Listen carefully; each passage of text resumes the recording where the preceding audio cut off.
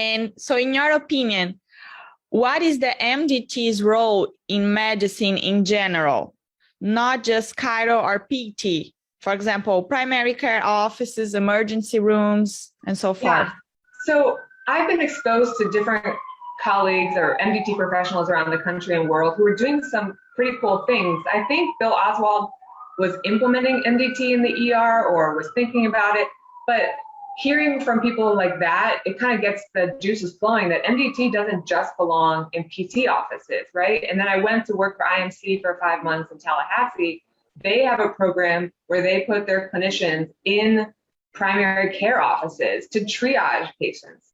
And I think that is a wonderful paradigm that could be emulated because so many people, and I don't know the exact percentage, but so many people go to their PCP with complaints that are musculoskeletal disorders. Yet, as you mentioned before with other guests, primary care physicians are not versed in musculoskeletal care.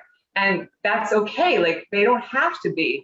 But if they're making poor decisions that lead to poor outcomes, that matters. So if you put someone who knows MDT in a primary care office, or a primary care physician does get trained in MDT and can do it him or herself, you can really change the trajectory of what patients with musculoskeletal disorders encounter. And so like, I think MDT, definitionally is a different paradigm to orthopedics. And it gets people better faster and it gets people to the right care faster, which is the more important facet of it. So you get people with MDT training in primary care offices, in ER, so that when they come in with excruciating back and leg pain, for example, they're not put on the opioid trajectory right away, or they're not put on the imaging is king trajectory right away. I mean, I think you've had back problems. I'm not quite sure. I've had back problems. I've been shifted. It's excruciating, right? It's very, very painful. And I've never had the radicular symptoms in the leg, but I know from experience treating patients for 11 years that is very, very painful in the arm and in the leg, right? So how amazing would it be if you went to the ER and someone understood that, right? So maybe they have to do an image and maybe they have to give you some pain medication for the time being.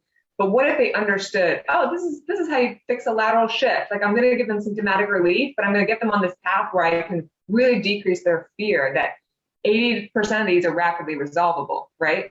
And that's just not what people are getting. I mean, I see, and maybe you see, a lot of people who've gone to urgent cares and ERs for their problems. You know, a lot of radicular symptoms, and people take them to those places. Like my sister had a disc herniation from yoga in the morning and passed out due to the pain, right? I mean, these things are horrible. And I think she went to urgent care.